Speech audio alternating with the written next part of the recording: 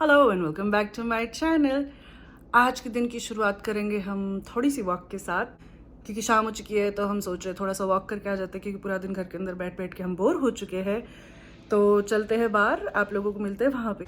कौन कहेगा कल यहाँ पे बर्फ़ भी गिरी थी, आज के लिए सारा साफ़ हो गया, सब कुछ ही साफ़ हो गया, सब कुछ ही। हाँ सब कुछ ही। वो बर्फ पड़ी होगी। ये तो कुछ भी नहीं है, बारिश होगी ना तो सारा ही साफ़ हो गया अब सारा काम। हाँ ये बारिश की वजह से हुआ ऐसा है ना। पर बोल रहे हैं अब स्नो स्टॉर्म आएगा कल के लिए, आज के लिए कह रहा था वैसे तो। अभी हम जा रहे हैं थोड़ी सी वॉक के लिए। घर में बैठे बैठे बोर हो गए, समझ नहीं आ रहा क्या किया जाए क्या ना किया जाए। दिन काटने बड़ी मुश्किल हो गए अब, थोड़े सर्दी के कारण भी कुछ बाहर भी नहीं जा सकते, और डेली एक्टिविटीज़ क्या की जाए बाहर। तुम खेला करो, क्या क्रिकेट खेला करो। बॉल लेके आना, कल से खेलेंगे फिर क्रिकेट। और क्या, आज हम डॉक्टर के पास गए थे सुबह, तो दिन तो आधा हमारा वहाँ निकल गया था। अब पता नहीं अगर हवा की वजह से साउंड आ भी रही थोड़ी सी कि नहीं आ रही होगी वैसे। फिर रोहिणी जी, हाँ जी, डॉक्टर ने आपको क्या कहा? मुझे तो अंदर नहीं आने देते। डॉक्टर ने कहा है कि चलो तुम अंदर नहीं आ रहे, कोई बहुत जल्द बाहर आने वाला है। अच्छा, ये कब होने वाला है? उन्होंने कहा है उल्टी गिनती गिनना शुरू कर दो। हाँ मौज के दिन पूरे हुए। हाँ, हाँ, कोई नहीं। इंतजार करो, मौज अब आने वाली है। तुम्हारी मौज अब आने वाली है ना, फिर तो मौज खत्म होने वाली है। बढ़िया बात है। हाँ, तैयार हो जाओ। तैयार ही है, one hand with diaper, one hand. तैयार ही है हम तो। मैं तो तुम्हारे कुछ सबसे बढ़िया गिफ्ट देने वाली 2024 का, इस साल के जन्मदिन का और हमारी पहली सालगिरह का। तुम मुझे क्या देने वाले हो? सारा कुछ तुम्हारा ही है। हाँ सारा कुछ तो है, लेकिन मैं तुम्हें देने वाली हूँ ना, मुझे भी तो मिलना चाहिए। एक यहाँ पे होता है, यहाँ पे मतलब वेस्टर्न कल्चर में कहते हैं उसे पुश गिफ्ट। तो मुझे क्या मिलने वाला है पुश गिफ्ट में? जो भी तुम्हें चाहिए मैं ऐसे नहीं होता, तो खुद सोचना आता है अपने दिमाग से। यार इतना नहीं सोचना। नहीं तुम्हें सोचो जो तो चाहिए खुद तो बता दो, मैं दे नहीं, दूंगा। ऐसे छोड़ना है, ऐसे जो भी मांगोगे मिलेगा, पर खुद अपने दिमाग से क्या दोगे तुम? चलो फिर मैं सोचता हूँ। तुम्हारे पास टाइम बहुत कम बचा, सिर्फ यही महीना है सोचने के लिए। सोचना पड़ेगा, सोचना हाँ। पड़ेगा। सोच लूंगा मैं, फिर बता दूंगा। मुझे चाहिए कुछ ना कुछ।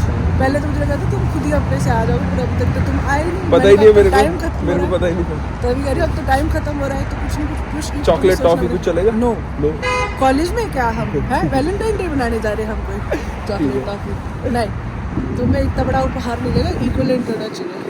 वैसे तो कुछ एक लड़कियों को अर्मेस की बैग और वगैरह मिल जाते हैं, जब लाता हूँ तो वापस कर देती है। तभी करी, बट इतना नहीं चाहिए, बट यू नो समथिंग कोई नहीं, जो याद रहे आजीवन की। बेटी हुई थी उसके बदले ये मिला था। कोई चक्कर नहीं। तुम्हें बेटी मिलेगी, हमें क्या मिलेगा?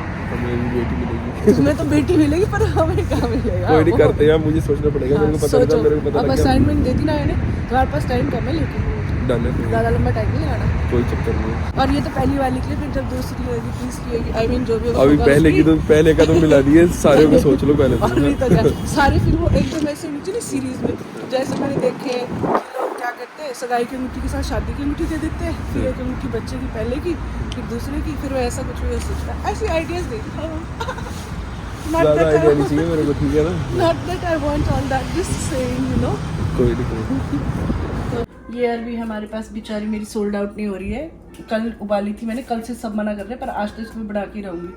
कोई खाए ना खाए, आज वहाँ को डिनर में यही मिलना है। ओके। और इसने पीछे क्या कर दिया तब तक, मशरूम की तैयारी। बोलता मैं मैं तो नहीं खाऊंगा अरबी। खाएगा तू भी। अरबी इज द ओनली थिंग एक बार सब जान लो, मेरे- रजत ये नहीं खाता बस दुनिया में। एक बार मेरे हाथ की तू अरबी खा के देख यार। अरे तू खा, मैंने तू बहुत भूल लोगों जाएगा। के हाथ ट्राई कर लिए, पर मुझे मेरे अरबी हाथ नहीं का है। किया ना अभी तक, मेरे हाथ का खा के देख तू। मैं कह रही हूँ तुझे तो कुछ और नहीं खाएगा इसके बाद।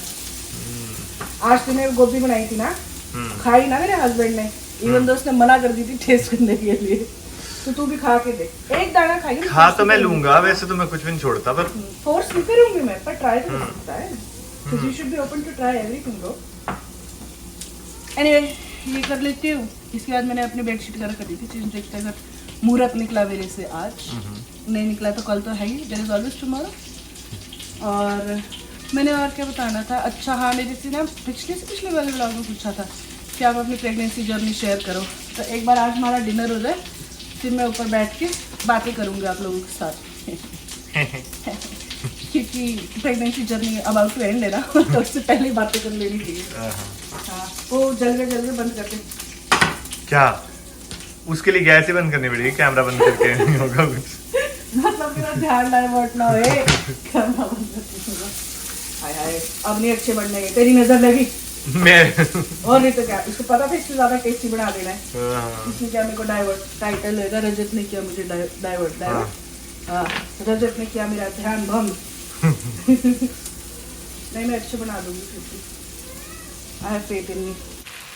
मेरी खूबसूरत सी अरबी अब तैयार है। अब मैंने गूंदना है सिर्फ आटा। कल की कुछ दाल बची है, सोच रही उसी में आटा गूंद देती हूँ, तो एक तीर से दो निशान हो जाएंगे। दाल भी वेस्ट नहीं होगी। दाल वाली रोटी भी बहुत अच्छी बनती है, उसके आप पराठे बना लो, चाहे रोटी की तरह खा लो, घी लगा के, जैसे भी। तो अब सोच रही हूँ वो गूंद लेती हूँ। मैं मशरूम तो नहीं बनाने वाली, क्योंकि अगर मैंने ही बना दिया तो अपने पाँव पे मैं खुद ही कुल्हाड़ी मारूंगी, फिर इसको कोई नहीं खाने वाला, बेचारी मेरी अरबी को। तो मैं तो चाह रही हूँ कि आज अरबी लग जाए मेरे जैसे तैसे, कल इसके पे फिर पराठे बना दूँगी। तो देखो क्या होता है आज।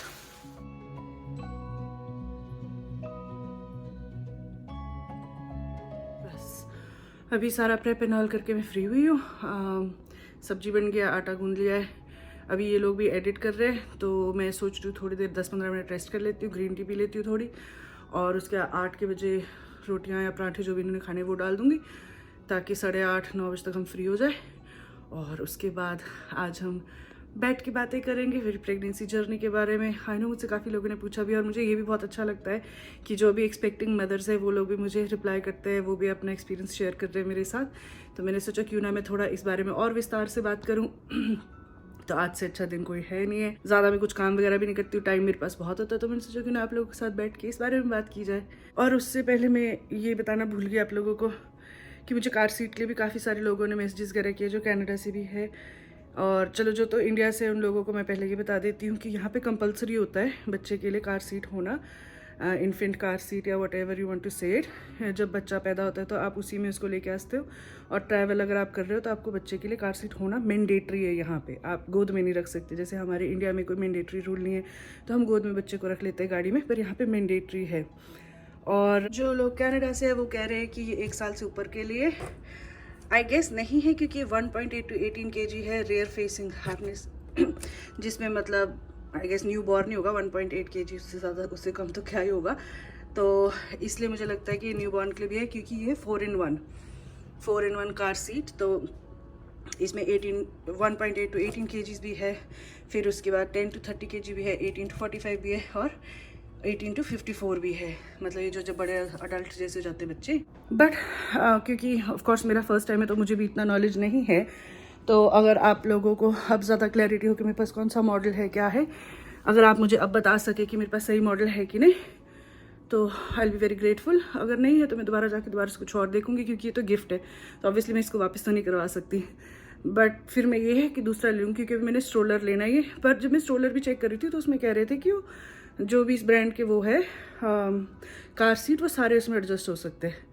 बट अगेन क्योंकि मुझे ज़्यादा नहीं पता है, तो अगर आप लोगों को मालूम है तो आप लोग मुझे बता दो, फिर मैं उस हिसाब से देख लूँगी अगर मुझे ज़रूरत है। क्योंकि मैं ये नहीं चाहती वहाँ जाके डॉक्टर या नर्स कुछ कहे, क्योंकि अभी तक मैंने इतने सारे लोग कमेंट पढ़े, सब कह रहे हैं कि यहाँ के नर्सिस एंड ऑल ज़्यादा अच्छी नहीं है। हमने वैसे तो खुद भी ट्राई किया है कि कैसे इसमें बच्चे को डालना है कैसे नहीं, बट उम्मीद ये कर रहे हैं कि अगर यहाँ का स्टाफ भी हमें कुछ बता दे। वैसे तो अब मैं भी पूरी फुली प्रिपेयर्ड हूँ, जैसे मैंने आपको थोड़ी देर पहले बताया था कि आज हम डॉक्टर अपॉइंटमेंट गए थे, तो उन्होंने कहा है कि अब आप जैसे लास्ट मंथ में आ चुके हैं, एंटर कर चुके हो, तो you should be ready for anything at any minute. But अगर आप हमारे उससे क्या कहते हैं नुक्सों के अनुसार या होक्स उसके अनुसार देखे तो कहते हैं कि लड़कियां हमेशा टाइम लगाती है, और जो ड्यू डेट होती है उसके बाद ही आती है, और लड़के ड्यू डेट से पहले आ जाते हैं। तो मैं भी उम्मीद कर रही हूँ कि शायद ये बहुत एंड में आनी है, जनवरी एंड तक। बट अगर वैसा ना हो तो still I have to be mentally prepare. तो अब मेरी तैयारी शुरू हो चुकी है, बैग एंड ऑल मेरे सारे पैक हो चुके हैं। उसमें मैंने क्या क्या रखा, क्या क्या नहीं रखा, वो मैं आपको नेक्स्ट वीडियो में दिखाऊंगी कि बच्चे का बैग पैक मैंने कैसे किया और मेरा कैसे। अगर कुछ आप लोगों को लगे कि मुझे और रखना चाहिए तो मैं वो भी डाल दूँगी। बाकी ऑफ कोर्स नर्वसनेस तो बहुत ज़्यादा है, क्योंकि समझ नहीं आ रहा क्या एक्सपेक्ट करना चाहिए, क्या नहीं करना चाहिए। और अभी तक तो मेरे दिमाग में रजिस्टर भी नहीं हुआ है कि मेरे पास अभी इतना सा टाइम बचा है। लाइक पता ही नहीं लगा मेरे 8 महीने कब निकले और कहाँ निकले। उस बारे में विस्तार पे भी बात करूँगी मैं कि मेरा एक महीना कैसा रहा। बट रिगार्डलेस मतलब पता ही नहीं चला टाइम कब चला गया मेरा सारा। ये तो वो बात होगी कि जैसे स्कूल से छुट्टियाँ नहीं मिलती थी 2-3 महीने की सर्दियों में, और आप इतने खुश होते हो कि हाँ अब हम खेलेंगे, ये करेंगे, वो करेंगे, और फिर एकदम से आपको ध्यान आता है कि आपको होमवर्क और प्रोजेक्ट्स करने, क्योंकि अब छुट्टियाँ ख़त्म होने को आई है। तो बस मेरे अंदर भी कुछ वैसी फीलिंग है कि छुट्टियां ख़त्म होने को आई है, अब एक्चुअल में मुझे काम करना पड़ेगा। अभी तक तो सिर्फ थ्योरी थी, अब प्रैक्टिकल क्लासेस शुरू होगी। डिनर हो चुका है और अब सब लोग अपना मी टाइम एंजॉय कर रहे हैं। कुछ फ़ोन पे है, कुछ टीवी पे है, कुछ घर बात कर रहे हैं। तो मैंने सोचा क्यों ना मैं भी आप लोगों से बात करूं और अपने प्रेगनेंसी के बारे में थोड़ा बहुत आप लोगों के साथ शेयर करूं, क्योंकि जैसे मैं मैसेजेस पढ़ती हूं तो आप लोग भी उसमें मुझे बताते रहते हैं कि आप लोगों के साथ क्या हुआ। कुछ एक मैसेजेस आए थे कि उनको भी काफ़ी नॉस्टैल्जिक फील हो रहा था जब मैं अपने बैग्स वगैरह कर रही थी, और जैसे बेसिनेट एंड ऑल जब सेट कर रही थी कि जब आप लोग भी अपने बच्चे को एक्सपेक्ट कर रहे थे तो आपके साथ भी सेम वही फीलिंग थी। मेरे उसमें कैसा रहा, मतलब हमारी शादी हुई थी 2-3 मई को, तो इंडिया से हम आए 15 मई को, और यहाँ पे हमें पता लगा 25-26 जून तक हम एक्सपेक्ट कर रहे हैं। और मतलब उस दौरान तक तो सब कुछ ठीक था, बस मेरे थोड़े ना बॉडी में क्रैम्प्स थे, तो मुझे लगा कि जैसे होता ही है, ऑब्वियसली क्रैम्प्स क्यों होते हैं, तो मुझे लगा उस कारण हो गए। बट फिर वो बहुत सिवियर हो रहे थे, ठीक नहीं हो रहे थे, तो मैंने कहा चलो एक बार हम ऐसी चेकअप के लिए चले जाते हैं, डॉक्टर के पास भी देख लेते, राय लेने में क्या हर्ज है। तो फिर वहाँ हमें पता लगता है कि क्रैम्प्स का कारण कोई और है। कुछ खाने का मन नहीं करता था, और क्योंकि मैं घर पे ही मोस्टली बनाती थी खाना, तो अगर जैसे मैं अभी खाना बना रही हूँ, मैंने तड़का लगा दिया और मेरा मन कर रहा है वो खाने का, इसीलिए मैं बना रही हूँ, लेकिन जैसे ही तड़का लगा दिया मन नहीं करता था कि मैं वापस डालूँ या मुंह में भी डालूँ। ऐसा लगता था अगर मैंने मुंह में डाल दिया तो बाहर आ जाएगा, तो मुझे नहीं खानी वो चीज़। और मतलब बहुत ही ऐसे हो गया था स्टार्टिंग के 1-2 महीने के लिए तो मेरा कि कुछ खाना नहीं है, कुछ नहीं करना, और मेरा वज़न घट रहा था। इनफैक्ट यूजुअली लोग कहते हैं कि वज़न बढ़ता है, सब होता है, पर पहले 3 महीने मेरा सिर्फ वज़न ही घटा, क्योंकि मेरा कुछ खाने का मन नहीं करता था। स्टार्टिंग में तो मेरे समझ में नहीं आया क्यों नहीं कर रहा है, तो मैं कहा चलो अच्छा है, इंटरमिटेंट फास्टिंग हो रही है, इसी बहाने मेरा वज़न कंट्रोल में रहेगा। बाद में जब पता लगा कि अच्छा इस कारणवश नहीं है, तो मैं ऐसी थी कि मतलब होता ही है ना आपके मन में एक वो आ जाता है कि हाय मैं अच्छी माँ हूँ कि बुरी माँ हूँ, कैसी माँ हूँ। और अभी तो जैसे नया नया सब कुछ सिंक इन हो रहा है अंदर, और मैं खा नहीं रही हूँ, पता नहीं मेरे बच्चे के लिए अच्छा है कि नहीं है, मुझे खाना चाहिए, और मैं अपने आप को खाने के लिए फोर्स करूँ तो भी नहीं खाया जा रहा है। मतलब दिन में 2 टाइम खाना भी मेरे लिए बहुत मुश्किल हो गया था। और मेरा मेजर हाइट, सुला लो बस, कुछ भी करो या ना करो, मुझे सुला लो, आप पूरा दिन सुला लो। मतलब मैं 18-18 घंटे भी सोई हूँ, इतना ज़्यादा सोई हूँ मैं, इसीलिए मैं काम पे नहीं जा पाई, मतलब काम छोड़ना भी पड़ा और ढूंढ भी नहीं पाई दूसरा कोई काम। मैंने सोचा चलो आसपास ही ढूंढ लेती हूँ, 9 to 5 कर लेती हूँ अगर रेस्टोरेंट जॉब नहीं हो रहा है। पर इंटरव्यूज़ वगैरह भी आए, लेकिन मैं इंटरव्यूज़ के लिए भी नहीं पहुँच पाई, तो कैसे कोई काम कर सकता था। पहले 3 महीने तो बहुत ही ऐसे रहे हसल वसल में। फिर उसके बाद आते हैं ग्लोरियस 3 मंथ्स, जहाँ पे आपको फिर से खुशबुएं अच्छी लगती है और आपका खाने का मन करता है, भूख होती है। मतलब ऐसे हो गया था पहले 3 महीने में, तो जो मेरी खुद की फेवरेट आइटम्स भी थी ना, मतलब जैसे मुझे नूडल्स बहुत पसंद है, कोरियन नूडल्स हो गए या चाइनीज़ नूडल हो गए या चाउमीन हो गया, जो भी है, मोमोज वगैरह, वो तक खाने का मन नहीं कर रहा था मेरा। मतलब उसको देख देख के मेरी तबीयत ख़राब होती थी। और जैसे जो मेरी फेवरेट दाल है या सब्जी, कुछ भी खाने का मन नहीं करता था। फिर आया मेरा मतलब ग्लोरियस 3 मंथ्स, जहाँ पे मेरी एपेटाइट खुल गई और जहाँ पे मेरा कुछ खाने का मन कर रहा था, तो मैंने खाया, खूब दबा खाया, पेल पेल के खाया। मैंने क्या नहीं खाया, ऐसी कोई आइटम नहीं थी जो मैंने ना खाई हो। बट उसमें क्या, अच्छा, और मीठा खाने का मेरा बहुत हाइक हो गया, तो फिर मैं क्या सोचा मीठा खाना, कुछ मीठा खाना, मीठा खाना। मतलब मैं उनमें से जो इससे पहले मीठा ज़्यादा इतना प्रेफर नहीं करती थी, है तो ठीक है, नहीं है तो it's okay, I don't really care. But मैंने पूरे पोर्शन खाने शुरू कर दिए। मतलब मीठे के यहाँ पे एक वो आते हैं क्रेप्स और वॉफल्स, और उसके ऊपर चॉकलेट वगैरह, पूरे अकेले खा रही हूँ। पहले मेरे को ऐसा तो कोई शेयर कर दो, 1-2 बाइट खा लूँगी, अब पूरे गायब हो रहे। वो आइसक्रीम के पूरे कोन खा रही हूँ मैं। पहले ऐसा होता था कि थोड़ा बहुत खाया और थोड़ा बहुत शेयर कर लिया, ऐसा कुछ नहीं रहा था कि जो मैं छोड़ रही थी। और सब कुछ खाया मैंने उस दौरान, सब कुछ खाया, कितना अच्छा लगता था मुझे। और सब मुझे कहते थे खाओ, जैसा मन करता है वैसे ही खाओ, क्योंकि जो तुम क्रेव कर रहे हो प्रॉब्लम तुम्हारे बच्चे को चाहिए है ये। तो मैंने कहा चलो ठीक है, एटलीस्ट अगर स्टार्टिंग में नहीं तो अब तो खा ही लेती हूँ। फिर उसके बाद मतलब टेस्ट होते रहते हैं यहाँ पे आपके हर महीने ना, मतलब आपको कोई ना कोई टेस्ट ले जाना होता है। तो आपके पहले 3 महीने में होते हैं देखने के लिए कि अगर बच्चा ठीक है, डेवलपमेंट ठीक है और कोई वो तो नहीं है, मतलब कोई बीमारी या कोई सिंड्रोम या कुछ भी।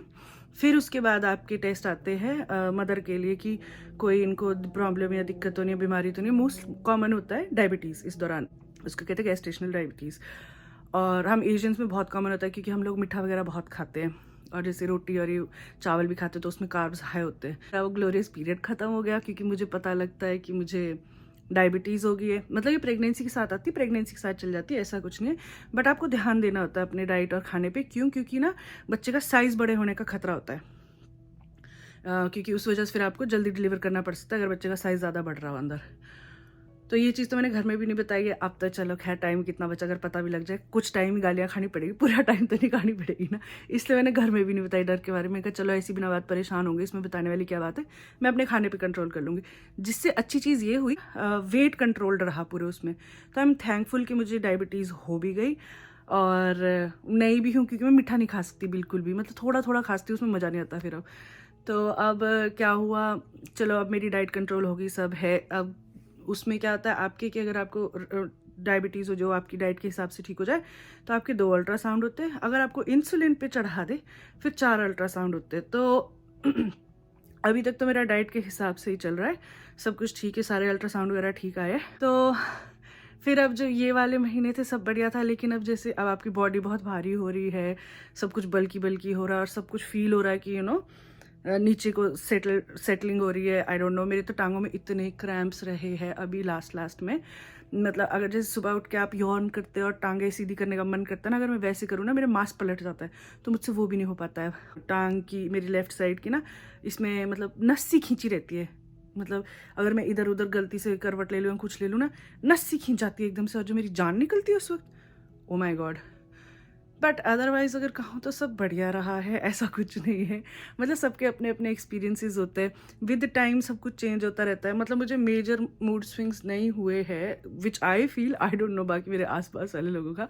अच्छे से याद है एक जो मुझे ऐसे भी लगता है कि मैंने शायद ज़्यादा ही ओवर रिएक्ट कर दिया, वो ये था कि हमने अपने किसी फ्रेंड से मिलने के लिए जाना था, बट मैंने शायद क्लियरली नहीं बताया होगा कि हमने बाहर जाना है, दोनों ने, मैंने ये बताया था जाना है उस, तो त्याग जी को लगा कि सिर्फ मैंने जाना है अपने फ्रेंड से मिलने के लिए, बट वो था कि दोनों ने जाना था, तो उनका कहीं और प्लान था और मेरा इधर का प्लान था। तो जाने को मैं अकेले जा सकती थी, बट मेरा ये था कि क्यों नहीं आ रहा ये मेरे साथ, और ना मैं रोने लग गई। मतलब इतनी छोटी सी बात के लिए कि ये मेरे साथ नहीं जाएगा, तो मैं उस चीज़ के लिए रोने लग गई कि ये मेरे साथ क्यों नहीं जा रहा। मैं रो क्यों रही हूँ, लेकिन इसमें रोने वाली क्या बात होगी, कितनी बार ऐसे होता है कि मैं अकेले जाती हूँ। बट येस, वही एक चीज़ मुझे जो ध्यान है अभी तक का, बाकी सब कुछ ठीक है, बाकी बहुत ही नॉर्मल और कैजुअल टाइप से मेरा सारा। ये फर्स्ट वीक ख़त्म होने को आ गया 9th मंथ का, तो 3 और हफ्ते रहते हैं टेक्निकली जो डॉक्टर ने बताया है। बाकी अब मुझे नेक्स्ट वीक पता चलेगा जो भी होगा। I am very super excited. अगर अभी आप लोग भी हो जो मेरे साथ सेम जर्नी में हो, तो मुझे भी बताना कि आप लोगों को कैसे मेरी तरह था या कुछ अलग था, मन में किस तरह के ख्याल और विचार आ रहे हैं, और अगर आप भी तैयार है कि नहीं मदरहुड के लिए। मैं सीरियसली बता रही हूँ, मैं कभी कभी भूल जाती हूँ मैं प्रेग्नेंट भी हूँ, बट फिर अचानक से ध्यान आता है कि ओह मतलब मम्मी बनने वाले हैं अब हम। इतने बड़े हो गए कि अब हम मम्मी पापा बनेंगे। मतलब अपने लिए तो दिमाग में बंदा बच्चा ही होता है ना हमेशा। एनीवे चलो मैं आपको अब और बोर नहीं करूँगी, वैसे इतना लंबा हो चुका है। मिलूंगे आप सभी लोगों को अपने नेक्स्ट व्लॉग में। Till then make sure to like share and subscribe. See you soon, bye.